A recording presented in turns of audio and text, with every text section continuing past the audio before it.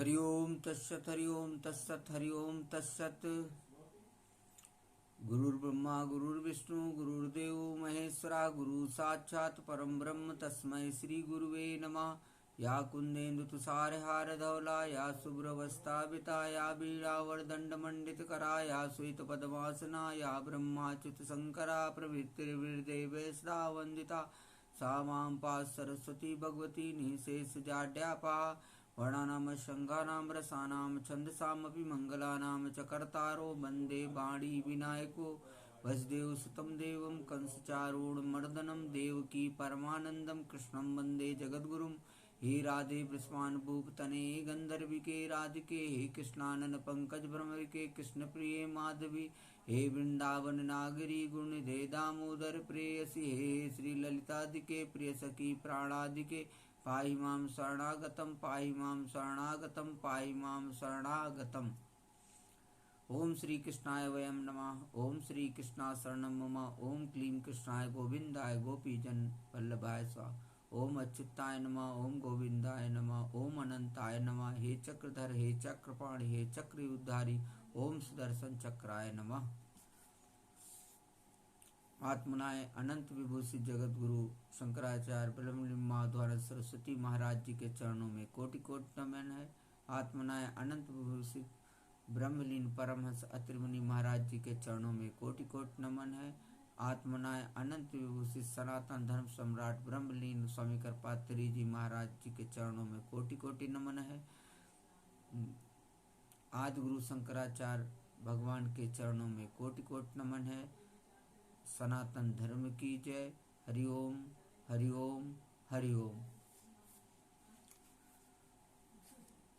मैं आप लोगों को विगत कई दिनों से श्रीमद् भागवत कथा के एकादश स्कंद के 13वें अध्याय की कथा को कह रहा हूँ और एकादश स्कंद आप लोगों को सुना रहा हूँ। अब आज 13वां अध्याय है। 13वें अध्याय की कथा को आप लोगों को सुनाऊंगा। बड़ी ही दिव्य कथा है। भगवान कहते हैं पुत्रा हिरण्य गर्भस्य मानसा सनकादयः पाप्रच्छु पितरम सूक्ष्मां योगस्या कांतिकीं गतिम। भगवान श्री कृष्ण ने कहा प्रिय उद्धव, सनकादि परमर्षि ब्रह्मा जी के मानस पुत्र हैं। उन्होंने एक बार अपने पिता से योग की सूक्ष्म अंतिम सीमा के संबंध में इस प्रकार प्रश्न किया था। सनकादि परमर्षियों ने पूछा, पिताजी, चित्त गुणों अथवा विषयों में घुसा ही रहता है और गुण भी चित्त की एक एक वृत्ति में प्रविष्ट रहते ही हैं, अर्थात चित्त और गुण आपस में मिले जुले ही रहते हैं। ऐसी स्थिति में जो पुरुष इस संसार सागर से पार होकर मुक्ति पद प्राप्त करना चाहता है, वह इन दोनों को एक दूसरे से अलग कैसे कर सकता है। भगवान श्री कृष्ण कहते हैं एवं पृष्ठो महादेवा स्वयं भूभुर्भूत भावना ध्यायमाना प्रश्न बीजम नाभ्यपद्यत कर्मधि। भगवान श्री कृष्ण कहते हैं प्रिय उद्धव, यद्यप ब्रह्मा जी सब देवताओं के शिरोमणि स्वयंभू और प्राणियों के जन्मदाता हैं, फिर भी सनकादि परमर्षियों के इस प्रकार पूछने पर ध्यान करके भी वे इस प्रश्न का मूल कारण ना समझ सके, क्योंकि उनकी बुद्धि कर्म प्रवण थी। उद्धव, उस समय ब्रह्मा जी ने इस प्रश्न का उत्तर देने के लिए भक्ति भाव से मेरा चिंतन किया। तब मैं हंस का रूप धारण करके उनके सामने प्रकट हुआ। मुझे देखकर सनकादि ब्रह्मा जी को आगे करके मेरे पास आए और उन्होंने मेरे चरणों की वंदना करके मुझसे पूछा कि आप कौन हैं। प्रिय उद्धव, सनकादि परमार्थ तत्व के जिज्ञासु थे, इसलिए उनके पूछने पर उस समय मैंने जो कुछ कहा वह तुम मुझसे सुनो। ब्राह्मणों, यदि परमार्थ रूप वस्तु नानात्व से सर्वथा रहित है, तब आत्मा के संबंध में आप लोगों का ऐसा प्रश्न कैसे युक्त संगत हो सकता है? अथवा मैं यदि उत्तर देने के लिए बोलूं भी तो किस जाति, गुण, क्रिया और संबंध आदि का आश्रय लेकर उत्तर दूं? देवता, मनुष्य, पशु, पक्षी आदि सभी शरीर पंचभूतात्मक होने के कारण अभिन्न ही हैं और परमार्थ रूप से भी अभिन्न हैं। ऐसी स्थिति में आप कौन हैं? आप लोगों का यह प्रश्न ही केवल वाणी का व्यवहार है, विचार पूर्वक नहीं है, अतः निरर्थक है। मनसावस्या दृष्टिया गुहितेन्नेर्विन्द्र है अहमेव न मत्तो न दिति बुद्ध ध्वा मंजुषा। मन से, वाणी से, दृष्टि से तथा अन्य इंद्रियों से भी जो कुछ ग्रहण किया जाता है वह सब मैं ही हूँ, मुझसे भिन्न और कुछ नहीं है। यह सिद्धांत आप लोग तत्व विचार के द्वारा समझ लीजिए।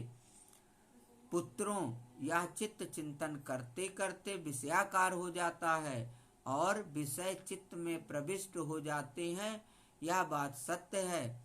तथापि विषय और चित्त ये दोनों ही मेरे स्वरूपभूत जीव के देह हैं, उपाधि हैं, अर्थात आत्मा का चित्त और विषयों के साथ कोई संबंध ही नहीं है। इसलिए बार बार विषयों का सेवन करते रहने से जो चित्त विषयों में आसक्त हो गया है और विषय भी चित्त में प्रविष्ट हो गए हैं, इन दोनों को अपने वास्तविक से अभिन्न मुझ परमात्मा का साक्षात करके त्याग देना चाहिए। जागृत, स्वप्न और सुषुप्ति ये तीनों अवस्थाएं सत्वादि गुणों के अनुसार होती हैं और बुद्धि की वृत्तियां हैं, सच्चिदानंद का स्वभाव नहीं। जागृत, स्वप्न, सुषुप्तम चा गुण तो बुद्धि वृत्तयः तासाम विलक्षणो जीवा साक्षित्वेन विनिश्चितः। सच्चिदानंद का स्वभाव नहीं है और इन वृत्तियों का साक्षी होने के कारण जीव उनसे विलक्षण है। यह सिद्धांत श्रुति, युक्ति और अनुभूत से युक्त है, क्योंकि बुद्ध वृत्तियों के द्वारा होने वाला यह बंधन ही आत्मा में त्रिगुणमयी और वृत्तियों का दान करता है। इसलिए तीनों अवस्थाओं से विलक्षण और उनमें अनुगत मुझ तुरीय तत्व में स्थित होकर इस बुद्धि के बंधन का परित्याग कर दें, तब विषय और चित्त दोनों का युगपत त्याग हो जाता है। यह बंधन अहंकार की ही रचना है और यही आत्मा के परिपूर्णतम सत्य, अखंड ज्ञान और परमानंद स्वरूप को छिपा देता है। इस बात को जानकर विरक्त हो जाए और अपने तीन अवस्थाओं में अनुगत तुरीय स्वरूप में होकर संसार की चिंता को छोड़ दें। जब तक पुरुष की भिन्न भिन्न पदार्थों में सत्वत्व बुद्धि, अहम बुद्धि, मम बुद्धि युक्तियों द्वारा निवृत्त नहीं हो जाती, तब तक वह अज्ञानी यद्यपि जागता है तथापि सोता हुआ सा रहता है, जैसे स्वप्नावस्था में पड़ा हुआ है। बोलो भक्तर भगवान की जय। आगे भगवान कहते हैं उद्धव से कि आत्मा से अन्न, देह आदि प्रतीयमान नाम रूपात्मक प्रपंच का कुछ भी अस्तित्व नहीं है। इसलिए उनके कारण होने वाले वर्णाश्रमादि भेद, स्वर्गादि फल और उनके कारण भूत कर्म, ये सब के सब इस आत्मा के लिए वैसे ही मिथ्या हैं जैसे स्वप्नदर्शी पुरुष के द्वारा देखे हुए सबके सब पदार्थ।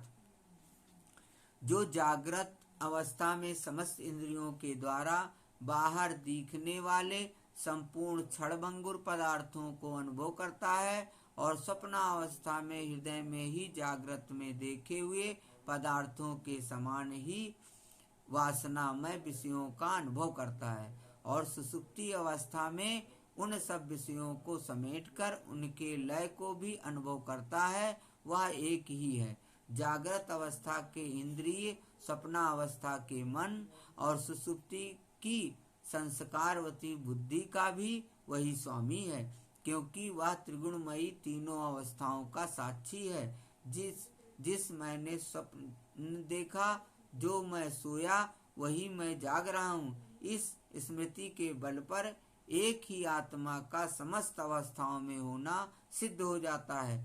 ऐसे विचार कर मन की ये तीनों अवस्थाएं गुणों के द्वारा मेरी माया से मेरे अंश स्वरूप जीव में कल्पित की गई हैं और आत्मा ये नितांत असत्य है। ऐसा निश्चय करके तुम लोग अनुमान सत्पुरुषों द्वारा किए गए उपनिषदों के श्रवण और तीक्ष्ण ज्ञान खड्ग के द्वारा सकल संशयों के आधार अहंकार का छेदन करके हृदय में स्थित मुझ परमात्मा का भजन करो। यह जगत मन का विलास है, दिखने पर भी नष्ट प्राय है, अलात चक्र के समान अत्यंत चंचल है और भ्रम मात्र है, ऐसी समझें। ज्ञाता और ज्ञेय के भेद से रहित एक ज्ञान स्वरूप आत्मा ही अनेक सा प्रतीत हो रहा है।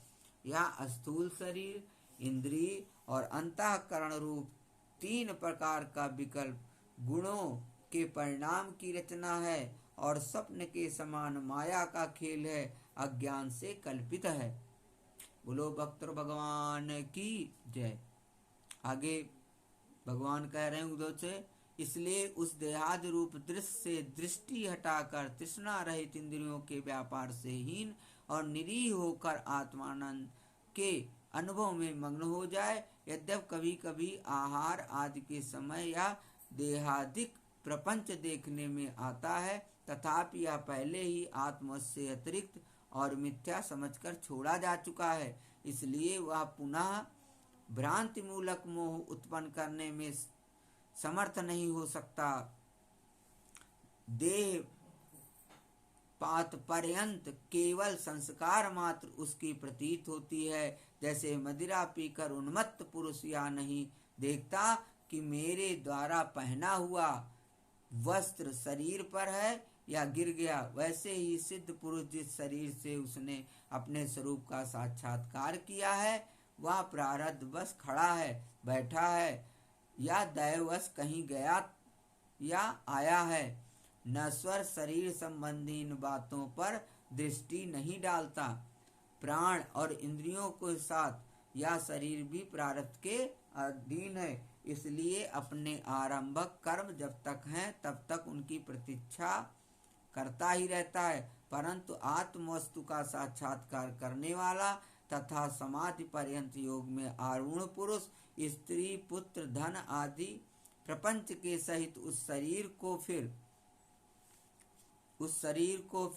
कभी स्वीकार नहीं करता, अपना नहीं मानता। जैसे जगा हुआ पुरुष स्वप्न अवस्था के शरीर आदि को। सनकादि ऋषियों, मैंने तुमसे जो कुछ कहा है वह सांख्य और योग दोनों का गोपनीय रहस्य है। मैं स्वयं भगवान हूँ, तुम लोगों को तत्व ज्ञान उपदेश करने के लिए ही यहाँ आया हूँ, ऐसा समझो। विप्रवरों, मैं योग, सांख्य, सत्य, रित, तेज, श्री, कीर्ति और दम, इन सबका गति परम अधिष्ठान हूँ। मैं समस्त गुणों से रहित हूँ और किसी की अपेक्षा नहीं रखता। फिर भी साम, असंगता आदि सभी गुण मेरा ही सेवन करते हैं, मुझ में ही प्रतिष्ठित हैं, क्योंकि मैं सबका हितैषी, सुहृद, प्रियतम और आत्मा हूँ। सच पूछो तो उन्हें गुण कहना भी ठीक नहीं है, क्योंकि वे सत्वादि गुणों के परिणाम नहीं हैं और नित्य। यहीं पे कथा को विश्राम देते हैं। आइए थोड़ा सा हरि संकीर्तन कर लें। मैंने सारे छोड़ दिए, बस तेरा सहारा काफी है। मुझे चाह नहीं दुनिया भर की, बस तेरा नजारा काफी है। तेरी चाहत में जग छूट गया, पर तू क्यों मुझसे रूठ गया। मैं डूब रहा भव सागर में, बस आना तुम्हारा बाकी है। मैंने सारे सहारे छोड़ दिए, बस तेरा सहारा काफी है। ओम श्री कृष्णाय वयम नमः। हे राधे विश्वानुभूतने गंधर्विके राधिके, हे कृष्णानन पंकज बनवर के कृष्ण प्रिय माधवी, हे वृंदावन नागरी गुणिदे दामोदर प्रेयसी, हे श्री ललितादिके प्रिय सखी प्राणादिके, पाहि मां शरणागतम पाहि मां शरणागतम पाहि मां शरणागतम। हरि ओम हरि ओम हरि ओम।